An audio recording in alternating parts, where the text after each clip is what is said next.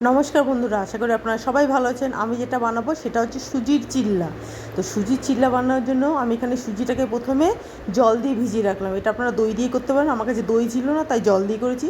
আর এখানে যত রকম সবজি ছিল সব দিয়ে একটা দিয়ে দিলাম, তার মধ্যে দিলাম নুন আর গোলমরিচ গুঁড়ো দিয়ে এটাকে একটু রেস্টে রেখে দিলাম।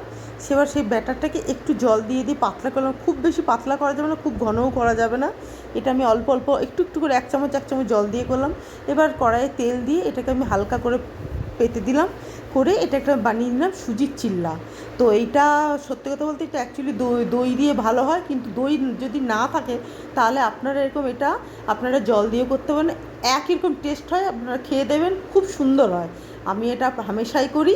তো এটা হচ্ছে আপনার সকালের বলুন বা সন্ধেবেলা বলুন, একটা মানে আপনার সকালের টিফিন বা সন্ধেবেলার জন্য চায়ের সাথে জাস্ট জমে যাবে। তো প্লিজ আমার চ্যানেলটা সাবস্ক্রাইব করবেন। ধন্যবাদ।